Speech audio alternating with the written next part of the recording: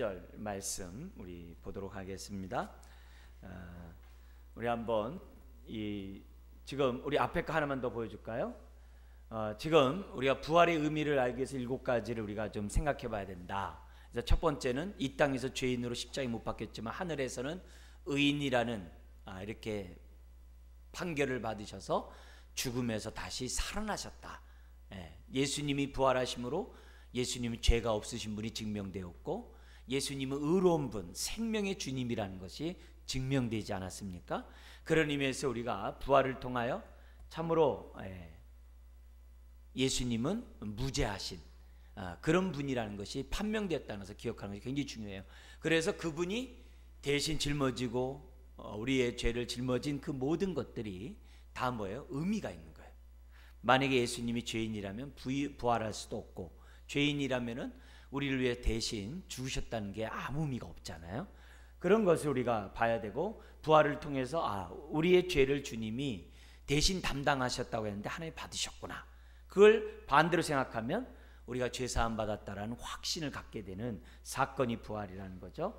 그리고 죽음에서 다시 살아나게 하신 그 능력, 사실 죽음에서 다시 살아나는 능력보다 더 큰 능력이 어디 있겠어요. 그래서 예수님의 부활을 통해서 하나님은 크신 능력의 주님이라는 것을 믿게 되고, 그걸 믿다 보면은 예수님을 살리신 그 능력이 오늘 저와 여러분들을, 허물과 죄에서 죽었던 저와 여러분들을 다시 살리시고, 심지어는 뭐예요? 하늘 보좌 우편에 앉게 하시는 그 능력이 어떠한 것인지를 이제 알게 되죠. 뿐만 아니라 왜 육신을 입고 이 땅에 오셨는가? 죽기를 무서워하는 자들을 부활하심으로 이렇게 놓아주기 위하여, 그걸 경험하도록 주님이 부활하셨다는 이런 메시지를 줬단 말이에요. 그리고 몸의 부활에서는 소생이 아니에요. 나사로 같은 소생이 아니고, 그죠? 썩지 않는 영원한 몸을 입는 것임을 우리에게 알려주고, 그리고 그렇다고 또 뭐냐면 뼈와 살이 없는 어떤 유령, 그런 존재도 아니라는 거죠. 부활은 주님 앞에, 제자들 앞에 나타나서 함께 말씀도 나누고 함께 음식도 잡수실 정도로 살과 뼈가 있는 그런 썩지 않는 몸. 그래서 우리가 몸의 부활에서 두 가지를 기억해야 된다 그랬어요. 연속성과 불연속성. 그죠? 그래서 우리의 이 몸이 썩지 않은 몸으로 변할 것이다. 근데 변한 그 몸은 오늘 이 육체의 몸과 다르다. 완전히 다르다는 것을 우리가 몸의 부활을 통해서 잊지 말자. 그러면서 오늘 이제 6번째, 7번째를 보는데, 이 살아있는 소망에서도 연속성과 불연속성을 우리가 염두에 두면서 우리가 이 살아있는 소망 6번째 것을 보기를 원합니다. 우리 하나님 말씀 베드로전서 1장 3절 읽겠습니다. 하나님의 많으신 긍휼대로 예수 그리스도를 죽은 자 가운데서 부활하게 하심으로 말미암아 우리를 거듭나게 하사 뭘 줘요? 산 소망이 있게 하시며.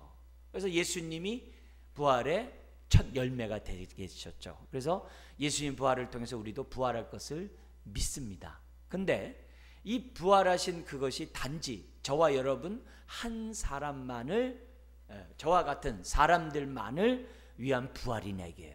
그렇지 않다는 거예요.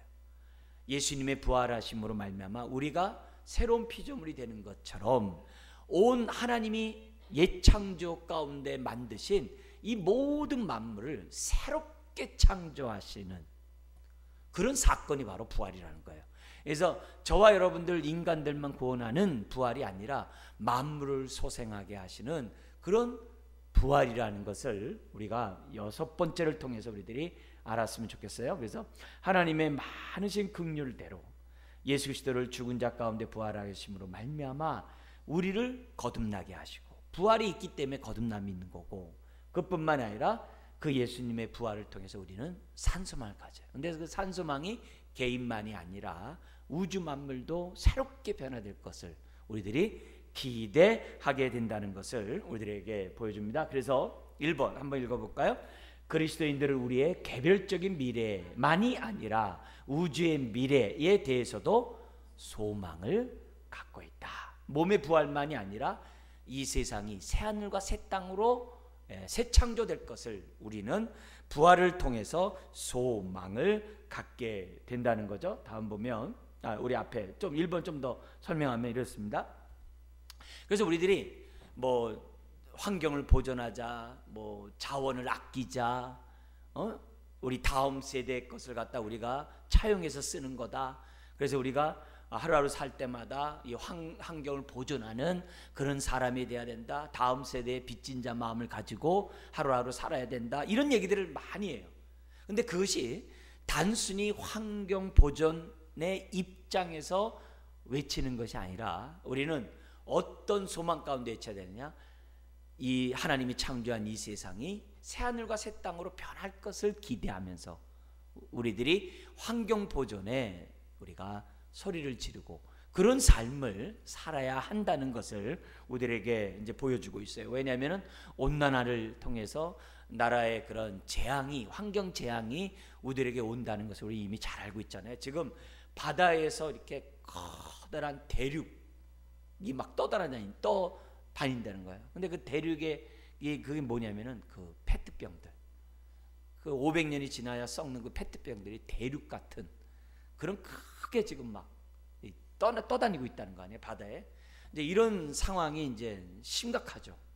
그걸 먹은 것들을 또 우리가 먹기 때문에 굉장히 심각하게 되잖아요. 그러니까 이런 모든 것들을 지금 우리들이 염두에 두고 우리가 환경을 보존해야 되지만 기본적인 생각은 뭐냐면 산소망 가운데 주님이 새하늘과 새 땅을 새 창조하실 것을 기대하면서 우리가 정말 이 땅을 갖다 우리가 뭐예요? 보존해야 되거든요. 왜요? 이 땅이 변화되거든요. 내가 변화된 것처럼 이 땅이 변화될 것을 우리는 믿기 때문에 우리들이 환경 보존한다는 거죠. 그래서 우리는 너무 하늘의 천국에 대해서만 관심이 있지 새하늘 새 땅에 대해서는 관심 없을 때가 참 많아요. 우리가 사는 발을 내딛고 있는 이 땅에 대해서도 저와 여러분들이 관심을 가져야 됩니다. 우리의 부활이 소생이 아니고 우리의 부활이 유령이 아닌 것처럼 하나님이 이 세상을 새 창조하는 것이 이 세상과 딱 동떨어진 새하늘과 새 땅이 아니에요. 왜냐하면 하나님이 창세기 1장에 이 세상을 창조하시면서 보시고 뭐라고 그러세요? 좋았더라 그랬거든요. 선하더라 그랬단 말이에요. 토부 그랬단 말이에요. 토부. 하나님이 보실 때 참 선하더라. 왜? 완제품이라 이게 하나님이 창조했기 때문에 모든 게 아름답다 이게. 좋았더라 그랬단 말이에요. 근데 죄로 말미암아 가시와 엉겅퀴를 내는 이 세상이 되었거든요. 근데 우리가 죄로 말미암아 더러워진 우리 몸이 주님의 부활하심으로 우리가 새로운 몸이 새로운 피조물이 되는 것처럼 만물도 어떻게 돼요? 새하늘과 새 땅으로 변화된다는 것을 성경 우리들에게 가르쳐주고 있어요. 만약에 이 세상이 지금 어떻게 돼요? 하나님의 창조의 실패물이기 때문에 없어져 버린다고 한다면 오늘 죄를 많이 짓고 있는 저와 여러분들은 어떻게 되겠어요? 당연히 없어져야 되겠죠. 근데 내가 부활하잖아요. 하나님이 창조한 이 세상을 하나님이 새롭게 변화시킬 것을 우리들에게 가르쳐주고 있어요. 그래서 성경은 창조에서 시작을 해서 천지 창조 시작해서 새하늘과 새 땅의 창조로 새 창조로 끝나는 것이 계시록이라고 성경이라는 것을 우리들에게 가르쳐주고 있어요. 그래서 두 번째 보면 이렇게 새하늘과 새 땅 만물을 새롭게 한다는 그것에 대한 이 메시지가 처음 언급된 것이 이사야 선지자가 얘기를 해요. 그래서 이사야 선지자 한번 읽어볼까요? 보라, 내가 새하늘과 새 땅을 창조하나니. 예수님이 새하늘과 새 땅을 창조한대요. 저와 여러분들을 새롭게 하듯이 새로운 피조물이 되게 하듯이 세상을 새롭게 창조한대요. 그러면서 이 얘기를 예수님도 동일하게 얘기를 해요. 뭐라고 얘기하냐면 마태복음 19장 28절 같이 한번 읽겠습니다. 예수께서 이르시되 내가 진실로 너에게 이르노니 세상이 어떻게 돼요? 새롭게 되어 인자가 자기 영광의 보좌에 앉을 때 나를 따르는 너희도 12 보좌에 앉아 이스라엘 12지파를 심판하리라. 여기 세상이 새롭게 되어, 이게 이제 새 창조라는 단어거든요. 예수님도 새하늘과 새 땅에 대한 새롭게 창조되는 그 부분을 지금 뭐냐면 말씀하셨어요. 만물이 세상이 새롭게 돼요. 새롭게 돼요. 그날을 예수님께서 말씀하셨기 때문에 저와 여러분들이 어떻게 돼요? 새하늘과 새 땅에 대한 소망을 갖게 되는 거죠. 그 소망 가운데 우리가 환경도 보존하고 자원도 아끼고 우리가 이런 일들을 행하는 거죠. 그래서 우리가 아주 이렇게 근검절약하고 이런 요소들이 그냥 근검절약하는 게 잘 살더라 이런 게 아니라 새하늘과 새 땅에 대한 기대가 있기 때문에 우리는 그렇게 산다라고 얘기를 해요. 그래서 이사야 선지자가 말을 했고 예수님도 그것을 말했어요. 그러면 예수님의 제자들도 얘기해야 되죠. 그래서 다음 보면 가장 기본적으로 로마서 8장 21절 사도 바울은 뭐라고 말했는가 한번 우리 한번 보겠습니다. 시작. 그 바라는 것은 피조물도 썩어짐의 종로로 탄 데서 해방되어 하나님의 자녀들의 영광의 자유에 이르는 것이다. 이게 뭐냐면 여기 피조물은 뭐냐면 하나님이 창조한 예창조를 말해요. 이 세상을 만져. 이 세상이 빨리 저와 여러분들이 영화로운 존재가 되기를 기대한대요. 왜냐? 저와 여러분들이 정말 주님과 같이 이렇게 썩지 않은 몸으로 영광스러운 몸으로 변화가 되면 어떤 일이 벌어지냐면 피조물들도 구원을 받는다. 이게 순서가 중요해요. 우리가 먼저 썩지 않은 몸으로 변화될 다음에 이 세상의 새하늘과 새 땅이 이루어지거든요. 그러니까 피조물들도 빨리 뭐라 그래요? 우리가 영광스러운 하나님의 우리 칭의 성화 그 다음에 영화잖아요. 영화스러운 모습으로 빨리 변화될 것을 지금 뭐예요? 피조물들이 탄식한대요. 탄식한다는 거예요. 왜요? 그래야 자신들도 만물이 새로워지듯이 자신들도 새로워질 수 있기 때문에 그 얘기를 바울이 로마서 8장에서 설명을 해요. 그럼 베드로는 또 어떤 얘기죠? 베드로 아까 전서 1장 3절 봤습니다만 베드로 후서 3장 13절에도 베드로가 이런 얘기를 합니다. 같이 한번 읽겠습니다. 우리는 그의 약속대로 의가 있는 곳인 새하늘과 새 땅을 바라보도다. 새하늘과 새 땅을 바라봐. 그래서 새하늘과 새 땅에서 새 예루살렘이 생겨나는데 어떻게 생겨난다 그래? 계시록 보니까 하늘에서부터 땅으로 내려온다 그래. 하나님이 새롭게 한 새하늘과 새 땅에 예루살렘이 하늘로부터 쫙 내려오게 되고 그 12문이 있는 그 새하늘과 새 땅, 새 예루살렘의 안에 성전이 있는가 들어가 봤더니 성전은 보이지 않더라. 왜 그랬어요? 아버지와 아들이 성전이시니까. 성전이 더 이상 없다라고 계시록이 되어 있는데 베드로 자신도 새하늘과 새 땅을 바라본다라고 얘기하고 있어요. 그러니까 이 새하늘과 새 땅은 어떻게 돼요? 지금 하나님이 창조한 이 세상과 연속성이면서 동시에 어떻게 돼요? 불연속성이 되는 거죠. 그걸 염두에 두셔야 돼요. 그 다음 하나님의 특별한 사랑을 받은 사도 요한, 그는 계시록 마지막에서 뭐라고 얘기하는가 같이 한번 읽겠습니다. 또 내가 새하늘과 새 땅을 보니 처음 하늘과 처음 땅이 없어졌고 바다도 다시 있지 않더라 하면서 새하늘과 새 땅을 얘기하는데요. 요건 성경을 좀 찾아봐야 돼요. 계시록 21장을 한번 보겠습니다. 21장 1절을 우리가 읽었는데요.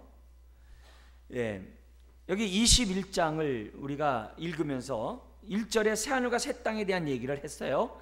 그래서 처음 하늘과 처음 땅이 없어졌고 바다도 다시 있지 않다는 얘기는 예창조가 없어졌다는 얘기예요. 자, 근데 이렇게 되어 있습니다. 2절에 또 내가 보면 거룩한 성 새 예루살렘이 하나님께로부터 하늘에서 어떻게 된다고 그래요? 내려온대요. 이 새하늘과 새 땅으로 내려온대요. 그 준비한 것이 신부가 남편을 위하여 단장한 것 같더라. 그러면서 뭐라 하냐면 내가 들으니 보좌에서 큰 음성이 나서 이르되 보라 하나님의 장막이, 그러니까 성전이겠죠, 사람들과 함께 있음에 하나님이 그들과 함께 계시리니 그들은 하나님의 백성이 되고 하나님은 친히 그들과 함께 계셔서, 그러니까 언약이 성취된 거죠. 그래서 뭐라 하냐면 4절에 모든 눈물을 그 눈에서 닦아주시니 다시는 사망이 없고, 이 바다가 1절에 없다는 것과 사망이 없다는 것은 계시록은 같이 해서 그래요. 그래서 사망이 없고 애통하는 것이나 곡하는 것이나 아픈 것이 다시 있지 아니하리니, 그래서 우리는 이걸 훗날에 이루어질 것을 오늘 믿음으로 오늘 내가 치유함을 얻고자 하나님 앞에 기도를 하는 거죠. 그래서 아픈 것이 다시 있지 아니하리니 처음 것 옛 창조의 것들이 다 지나갔습니다. 그러면서 5절이 중요해요. 그래서 제가 읽었는데요. 같이 한번 읽어볼까요? 보좌에 앉으신 이가 이르시되 보라 내가 만물을 어떻게 한다고 그래요? 새롭게 하노라 하시고 또 이르시되 이 말은 신실하고 참되니 기록하라 하시고. 여기 중요한 건 뭐냐면 내가 만물을 재창조하노라 이렇게 안 했어요. 만물을 새 창조하노라 그랬다고. 새롭게 이 새롭게 한다는 게 예수님이 사용하셨던 그 말씀 그대로 지금 뭐냐면 요한이 똑같이 써요. 그래서 만물을 새롭게 하는 것은 뭐예요? 하나님이 창조한 이 세상을 새롭게 한다. 우리에게 악의 요소를, 죄악의 요소를 다 제거하고 거룩한 몸을 입게 하듯이 하나님이 창조한 이 예창조의 악의 요소를 다 제거하고 이 만물을 새롭게 하시겠다라고 우리들에게 지금 말씀하고 있고, 이것이 참되니 신실하고 참되니 기록하라 이렇게 되어 있어요. 그러면서 그 땅에는, 그 새하늘과 새 땅에는 어떻게 돼요? 어떻게 하든지 옛것이 들어갈 수가 없어요. 특별히 어떤 것들이 들어가지 못하냐면 6절부터 8절에 보면 온갖 죄악의 것들은 들어갈 수 없다라고 우리들에게 기록해요. 오로지 들어갈 수 있는 자는 어떻게 돼요? 거기 20장 11절부터 15절에 있는 것처럼 생명책에 기록된 자들만이 들어간다는 거죠. 그래서 우리가 이 세상에 아름다운 것들 많잖아요. 그죠? 자연에서 아름다운 것도 있고 또 문화나 여러 가지 사람들의 어떤 도덕적인 거나 사람들이 이렇게 살다 보면 우리가 보면 다 좋은 것들이 많이 있잖아요. 그런 것들까지 하나님께서 다 없애버리고 그러지 않죠. 예. 그래서 더 그것들 온전하게 하시겠죠. 예. 온전하게 가시 원건키를 다 제거하고 우리 안에 있는 쓴뿌리들을 다 제거하고 만물을 새롭게 한다고 하는 이런 모습을 우리들에게 보여주고 있어요. 그래서 우리가 다음 보면 우리 3번 우리 봐갖고 다음 보죠. 여기 보면 그래서 우리 한번 같이 해볼까요? 몸의 부활과 같이 새하늘과 새 땅이 되는 일도 옛것이 완전히 파괴되지 않고 변화되리라는 것이다. 어떻게 이루어질지는 우리가 부활해 보면 알게 되겠죠. 그죠? 그리고 네 번째 읽겠습니다. 이것이 바로 예수 그리스도를 죽은 자 가운데서 부활하게 하심으로 우리가 갖게 된 뭐예요? 산 소망이다. 이게 우리의 소망이 되시는 거예요. 그래서 나만의 부활이 아니라 만물의 부활, 만물이 새롭게 되는 그 소망을 갖게 하는 것이 부활의 의미라는 거예요. 굉장히 중요한 거죠. 굉장히 중요한 모습이죠. 마지막 우리 7번째 나와 있는 얘기를 하겠는데요. 지금 부활과 선교는 뗄래야 뗄 수 없는 사건이라는 것을 성경 우리들에게 가르쳐줘요. 그래서 부활의 의미의 마지막이 선교예요. 자, 마태복음 28장 우리가 잘 알고 있는 우리 18절 이하의 말씀을 한번 읽겠습니다. 예수께서 나와 말씀하여 이르시되 하늘과 땅의 모든 권세를 내게 주셨으니 그러므로 너희는 가서 모든 족속으로 제자를 삼아. 자, 여기 모든 족속으로 제자를 삼으라는 것 같다. 우리는 명령, 위임 명령. 하나님이 제자들에게 위임했다 해서 위임 명령인데 너무나 큰 많은 위임 명령들을 하셨는데 가장 중요하고 가장 크다고 해서 이제 대위임 명령이라는 표현을 써요. 창세기 1장에 생육하고 번성하고 충만하고 정복하고 다스리라는 것은 문화 명령이라고 그래요. 근데 지금 뭐냐면 모든 족속 제자를 삼으라는 것은 대위임 명령이라고 얘기를 해요. 그래서 문화 명령과 위임 명령은 뗄래야 뗄 수가 없어요. 네, 이거는 같이 갈 수밖에 없는 우리가 순종해야 될 사명인데 이런 대위임 명령은 어디로부터 온 것이냐면 부활로부터 왔다는 것을 성경 우리들에게 가르쳐주고 있어요. 물론 예수님이 12제자를 파송하고 70인 제자를 파송하면서 내가 사단의 권세를 멸할 그 권세를 너에게 줬다 하면서 제자들을 보냈어요. 그래서 제자들이 가가지고 능력을 행하고 병을 고치고 귀신 들린 자를 쫓아냈어요. 그래서 권세 있는 증인으로서의 사역을 제자들이 했어요. 그런데 우리 주님은 부활하신 다음에 다시금 그들에게 재무장할 필요가 있는 거죠. 더구나 부활하심으로 예수님이 뭐가 되셨어요? 임금과 구주가 되셨다고 그랬잖아요. 왕과 구세주가 되셨다고 그랬잖아요. 그래서 하늘과 모든 권세를 위임받은 주님이 되셨잖아요.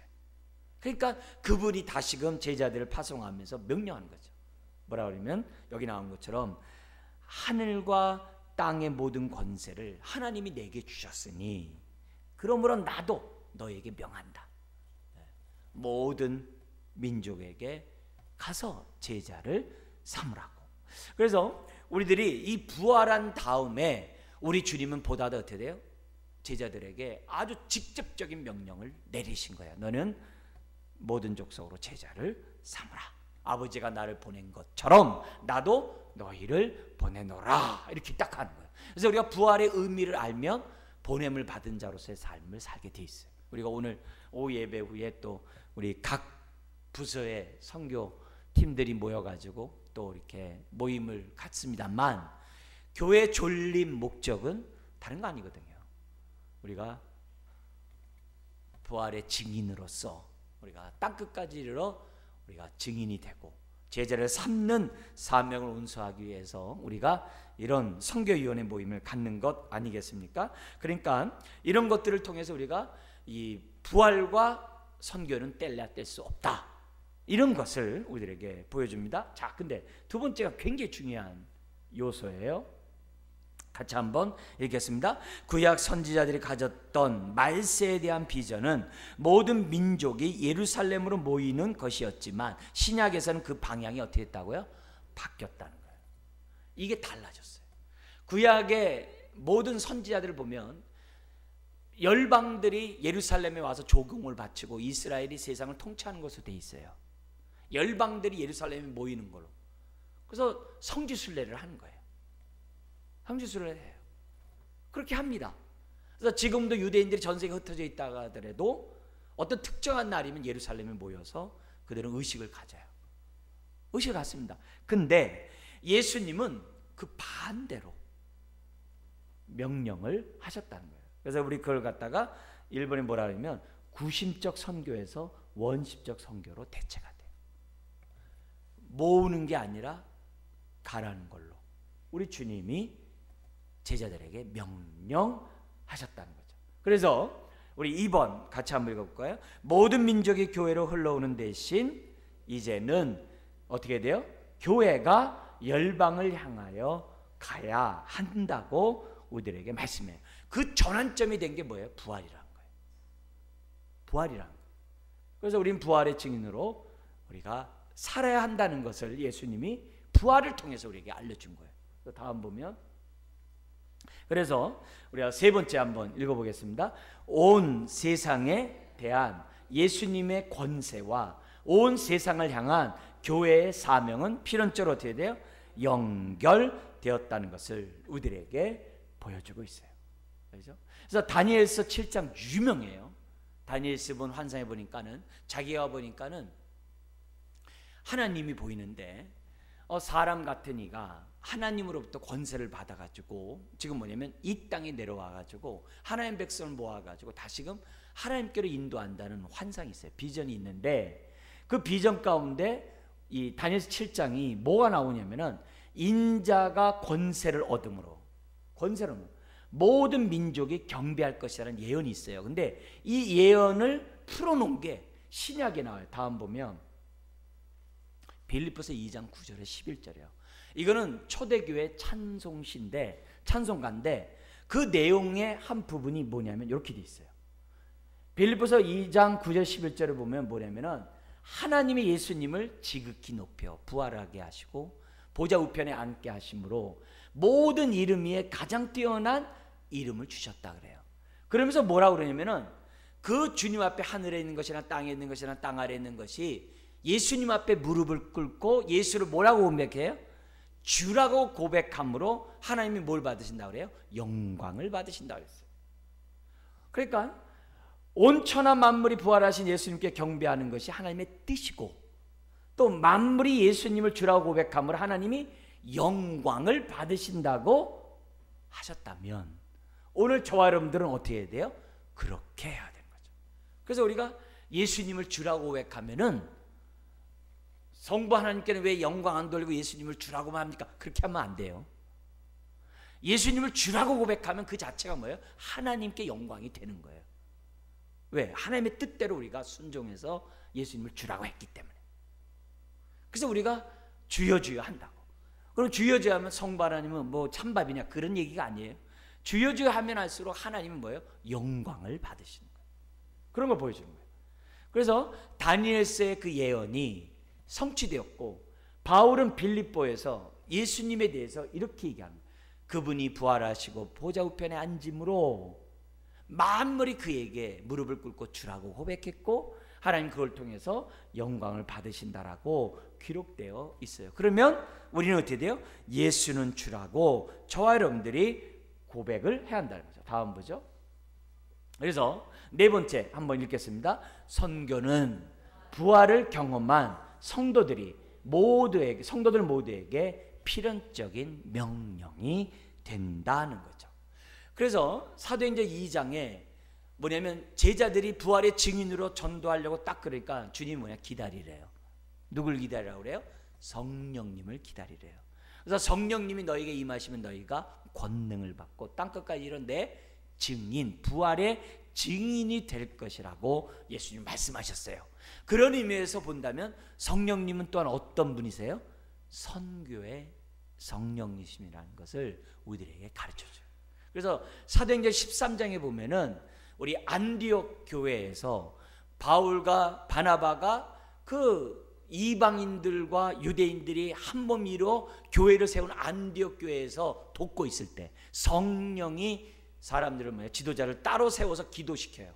그리고 나서 성령님이 바울과 바나바를 파송할 것을 교회에게 깨닫게 하세요. 그리고 바울과 바나바가 선교로 헌신하게 돼요. 그래서 1, 2, 3차 선교가 이루어지게 되는데 그 모든 일을 주관하시는 분이 누구예요? 성령님이시죠. 그래서 성령 충만하면 저와 여러분들이 뭐 해야 돼요? 선교하는 사람이 된다는 거예요. 굉장히 중요하죠. 선교라는 게 꼭 외국 그런 것만이 아니라 복음을 전하는 부활의 증인이 저와 여러분들이 된다는 것을 우리들이 보여줘요. 그래서 성령 받은 사람들의 또 성령 충만한 사람들의 특징을 보면 항상 어두운 데에 가 있어요. 남이 안 간 곳에 이렇게 가 있어요. 네. 남들이 다 가는 곳에 이렇게 그런 데만이 아니라 남이 안 간 곳에도 보면 항상 가 있어요.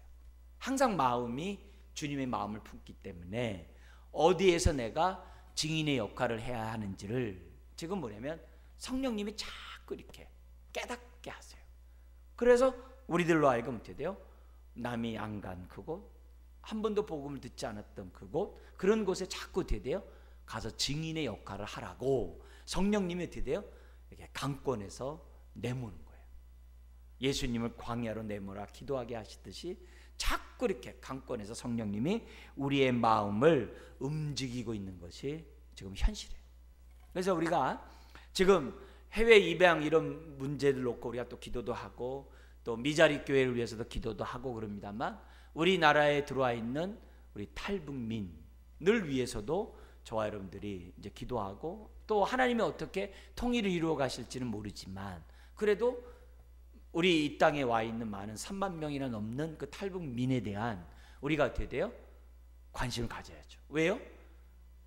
항상 성 안에 고아와 객과 나그네와 여러 가지 자기 위치를 갖지 못한 강도 만난 사람들을 갖다가 항상 위로해 줄 것을 성경 얘기하잖아요.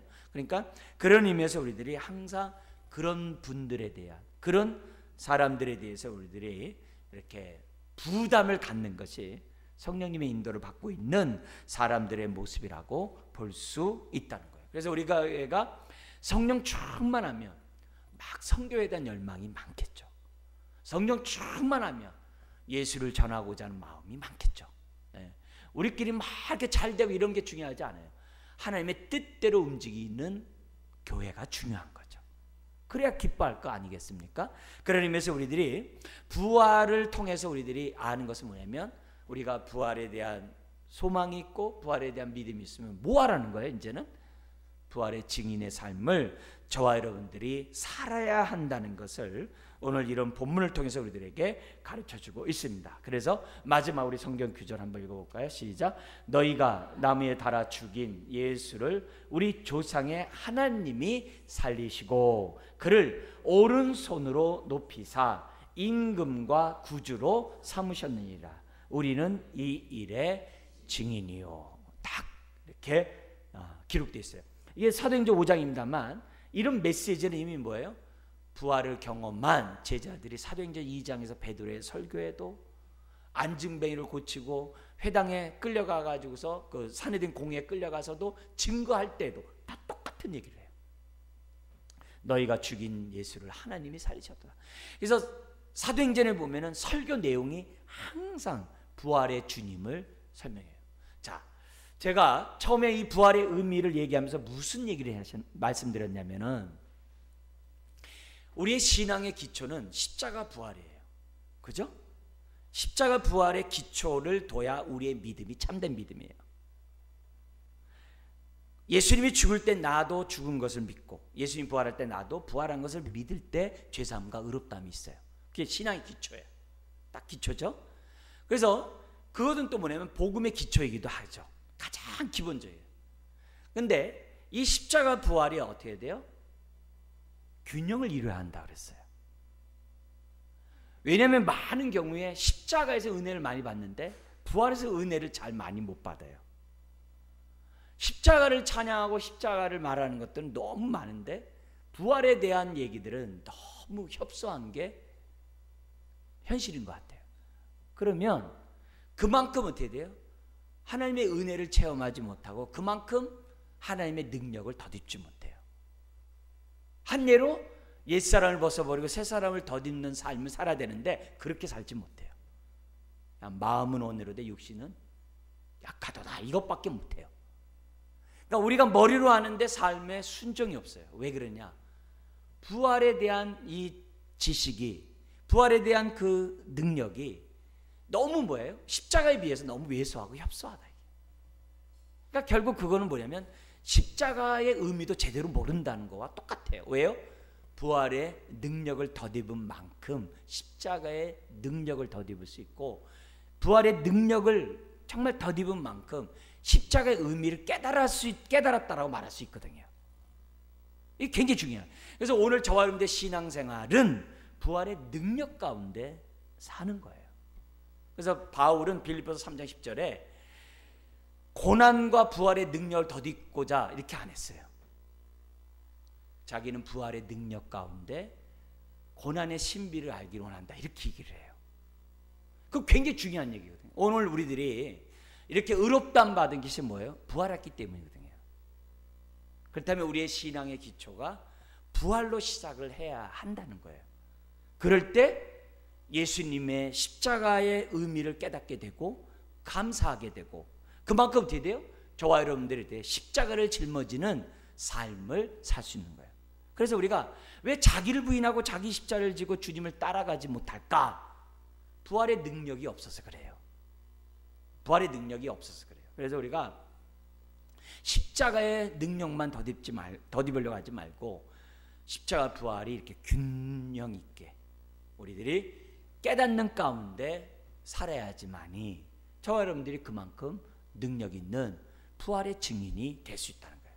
그래서 바울은 순서적으로 우리는 십자가 부활이지만 바울은 반대로 얘기해가지고 부활과 십자가 이렇게 얘기를 해요.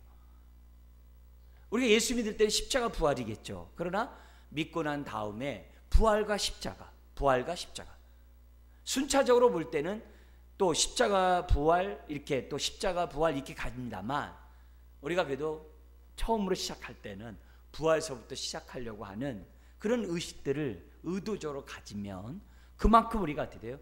능력 있는 거죠. 능력 있는 거죠.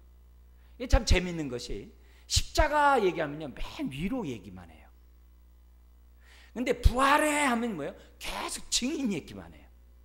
사람이 달라요. 뭘 말하느냐에 따라서 그 신앙 색깔이 다르단 말이죠. 십자가 하면 나 위로해 주세요, 나 도와주세요, 나 뭐 하세요, 아유, 하나님 사 이런 쪽으로 개인적으로 많이 얘기를 해요. 근데 부활 그러면 어떻게 돼요? 거기서 개념이 달라지는 거예요. 주여 내가 증인이 되게 하소서. 그리스도의 남은 고난을 내 육체에 채우게 해주세요. 막 이런 식으로 부활의 능력이 나타나게 해주세요. 이렇게 사람이 바뀐다. 그래서 이 부분들을 저와 여러분들이 좀 정신 바짝 차리고 우리가 올바른 균형을 갖고 신앙생활 했으면 좋겠어요. 여러분 다시 한번 부활의 의미를 깨닫고 그 능력을 깨달은 만큼 십자가의 의미를 깨닫고 누린다는 것을 잊어서는 안 돼요. 그래서 이게 균형이 잡힘으로 저와 여러분들이 어떻게 돼요? 온전한 믿음을 갖기를 주의 이름으로 축원합니다. 부활의 능력이 있을 때 산소망을 갖고 부활의 능력이 있을 때 우리는 어떻게 돼요? 내가 어떤 상황에서도 우겨싸이지 않고 증인의 삶을 살아갈 줄 믿습니다. 우리 기도하겠습니다. 하나님 아버지, 우리가 부활의 의미를